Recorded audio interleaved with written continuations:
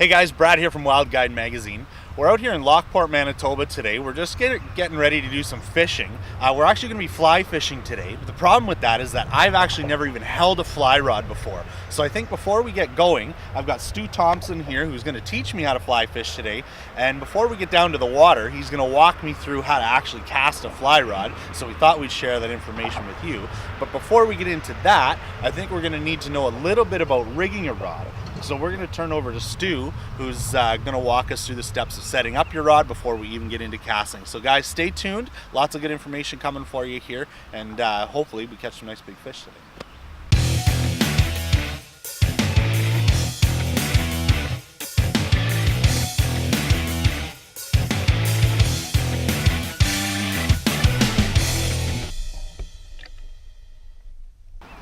Hi folks. What we're going to do today is show you how to rig your rod properly. Now there's lots of little things that a lot of people don't know.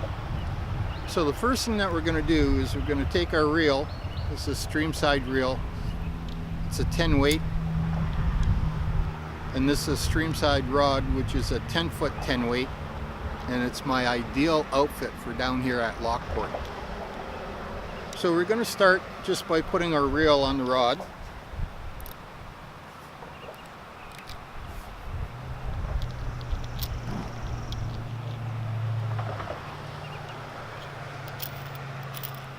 Make sure that's nice and snug, the first ring, and then you have your locking ring that you're going to be doing.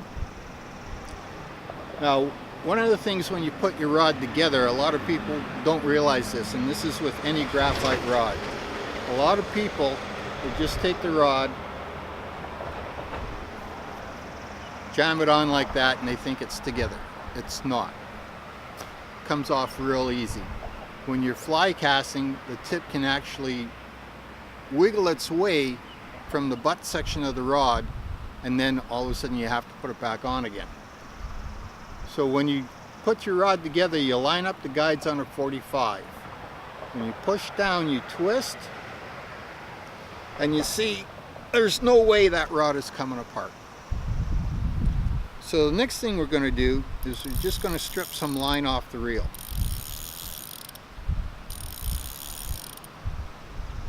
And you notice how I got about a 9-foot leader on here, but we're going to strip some line off the reel. And the reason for doing this is when you line your rod, you're actually going to fold the fly line in half and line it with a fly line. You're not going to do it with a leader, because if you do it with a leader, I'll show you what happens. Once I get to the end of the leader, so you're lining your rod with a leader like this. Oops, it falls all the way back through the guides. You don't want that. So that's why you line it with a line.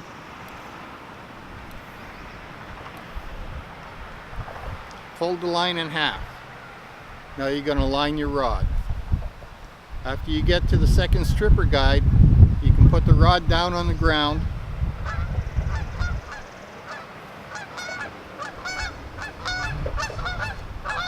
And you just keep on lining your rod. Now if the line slips out of your hand, it stops at the guide. You don't have to restart all over again.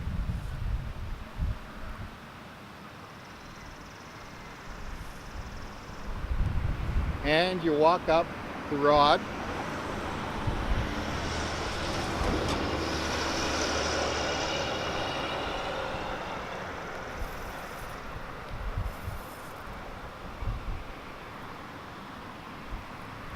Now your rod is lined, you don't have to worry about anything. The line didn't fall back through. Let's take some steps into the casting portion of this now. Okay, so we have some line stripped off. Now what usually happens when you keep your line on a spool, it coils up a little bit. So what we'll do is we'll stretch the fly line just to straighten it out so we can start casting.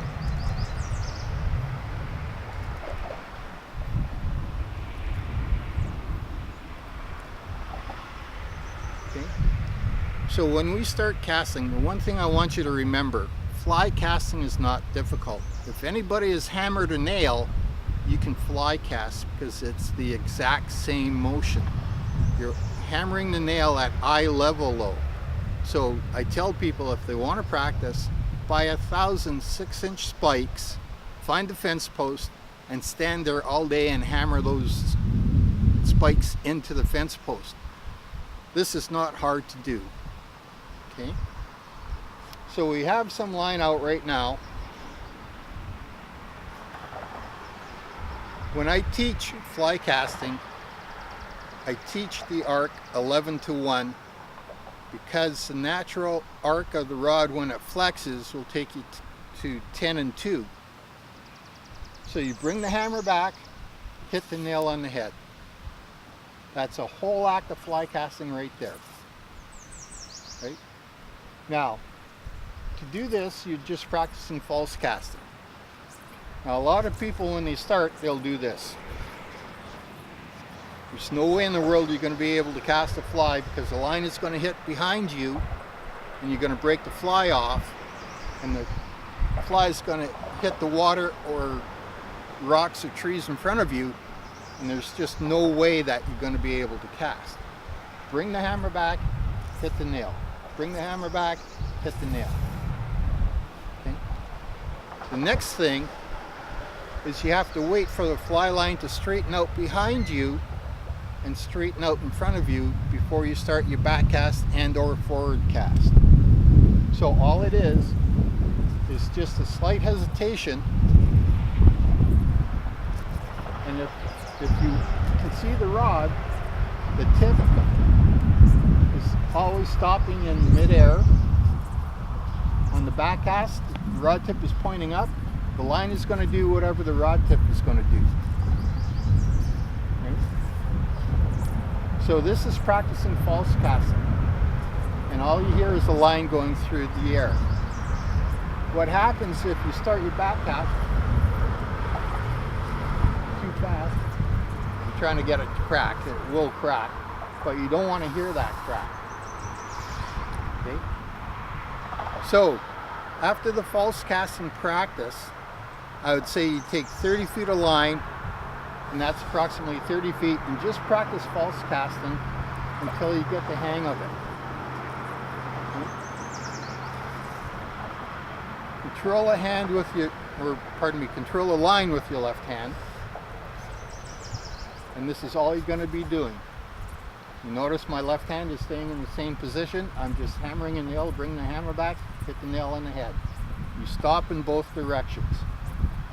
Okay? Now when you want to shoot line, at the end of your forward stroke, you just let the line go through your hand. Okay? All of a sudden you have a 40, 50 foot cast. No problem whatsoever. Now you notice how I did that. When I'm out fishing, you don't want to let go of the whole line like that, because then you have to reach up here and you don't have control when you're fishing. What you want to do is when, after you make your false cast and you want to shoot line, did you see that? I made a circle with my index finger and my thumb, and the line shot through my hand, and I can automatically put it underneath my index finger on my right hand.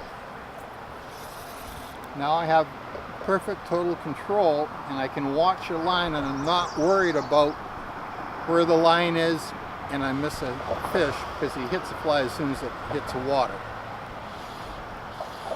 So you can really be able to cast no problem whatsoever. Just remember, you're hammering a nail. Right? You don't change anything. You don't put any extra effort into shooting line. At the end of the forward cast, just let the line flow through your fingers. Okay? Now, when you first start, I know a lot of people are going to be doing this. They have the false casting down and then they go.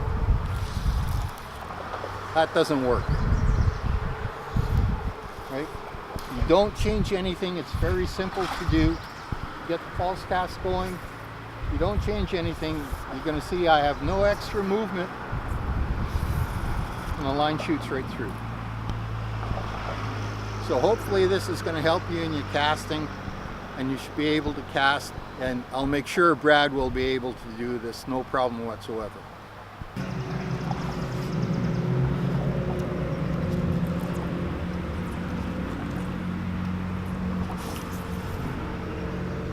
There you go. That's a 50-foot cast. Well, Stu, do you think I've got it enough to go and catch a few fish, or should I keep practicing a bit? Oh yeah, you know what? Practice for another few minutes, and then we'll go down and we'll see if we can hook into some channel cats, some carp, freshwater drum, sauger, goldeye, walleye, pike. It's amazing what you can catch down here at Lockport. Awesome, well I can't wait. So I'm going to throw a few more casts here and then we're going to get at it. Thanks, Stu. No problem.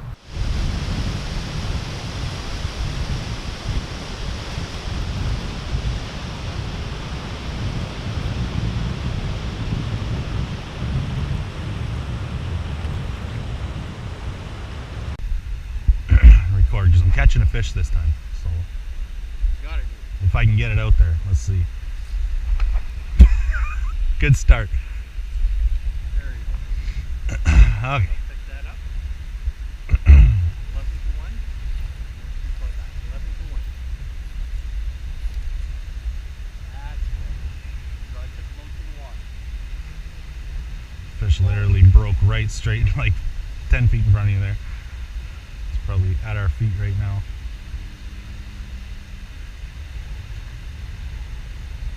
Yep, there he is.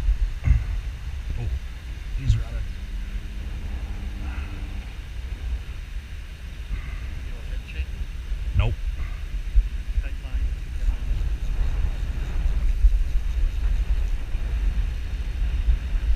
Oh.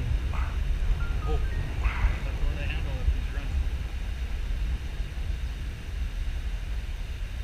He's swimming.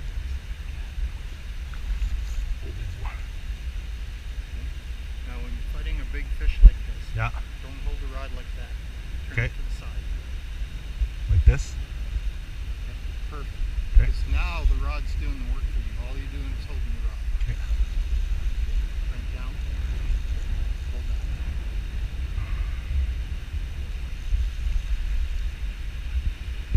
I do believe that is a cat. I'll be very excited if it is. It's sure fighting like one. When he runs, let him go. Let him go. Take your hand off the reel. Yeah. Hold your rod to the side. Let him fight the rod. There we go. In big fish, you always hold the rod to the side like that. Yeah, okay. And every rod is going to be the same. This is awesome. Yeah. See if I can actually land one today. Come on. We're almost there. Oh, here he goes again. Let him go.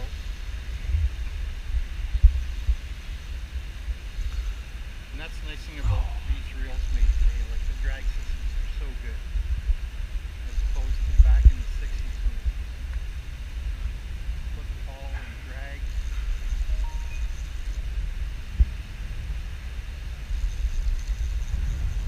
Come on, big guy.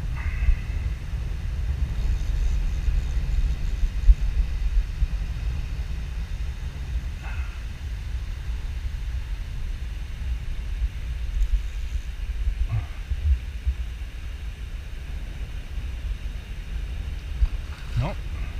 It's not a cat. Carp though. Yep. Nice fish. Scratch one off the bucket list. That makes me happy. He doesn't really want to come in, that's for sure. Don't have to crank all the way down. Yeah. Okay, come on, buddy.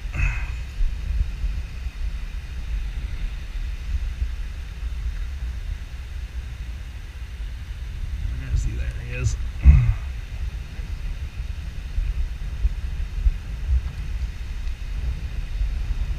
He's not done yet.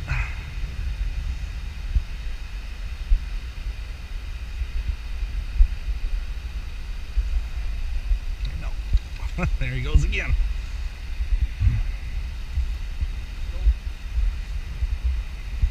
A lot different than conventional gear, isn't it? Yeah, it is. It is different.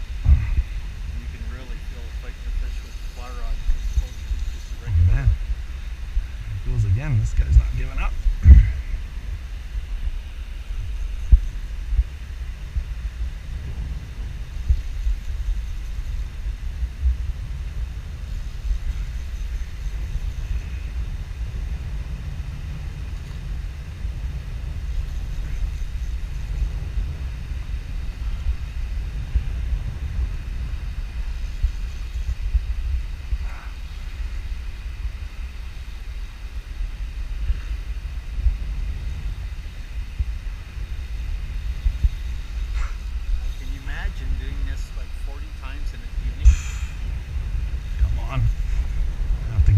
Workout routine before I do that. Get myself in shape.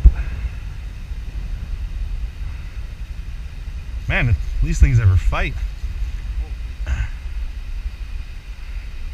Still haven't even got a solid look at just how big this thing is. Okay, come on, buddy. Oh, I can feel him getting weak now. I feel him getting weak now.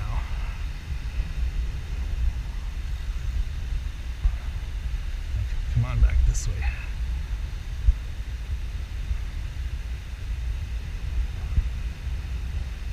And yet,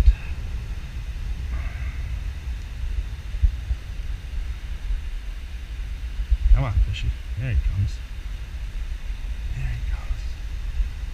Come on. It's a big tail.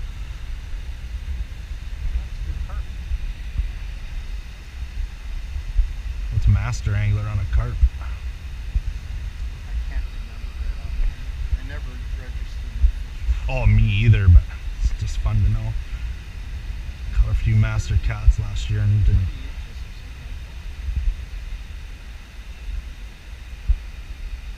Okay, come on, bud. Oh, he just will not let me surface him. Staying down. Ooh, that's a big fish. That's a big fish.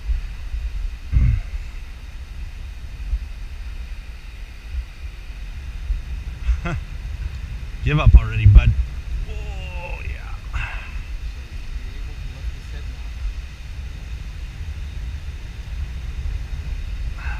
yeah. You would think.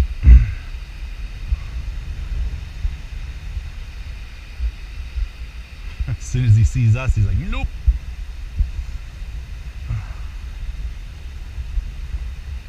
Oh, don't line wrap yourself, please. Oh, come on.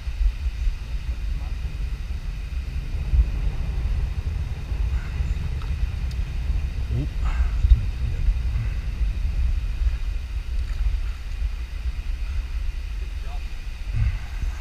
So, my article. Whew. Streamers for carp. Good job. There we go, yeah, we did it. That is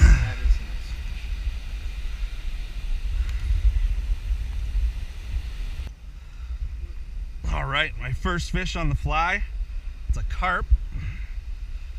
And that was just an awesome fight. Man, I couldn't be happier. Wicked.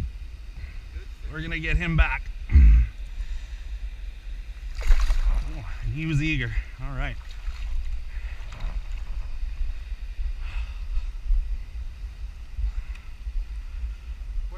Whew. I'll tell you. A nice drum there. It was a good little fight, actually, that guy. He's getting close to master angler, which is, you said 22, right? Yeah. If I remember correctly. These are actually a pretty fish. Lots of colors in them.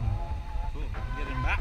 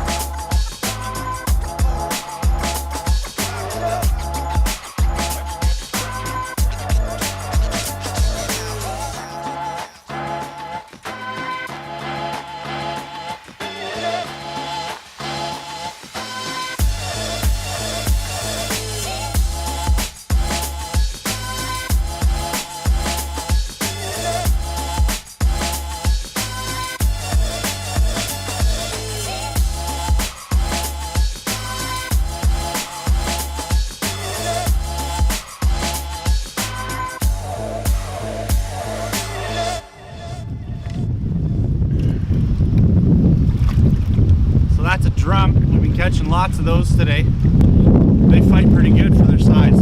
Lots of fun, really cool fish. I'm gonna get back in there and get some more.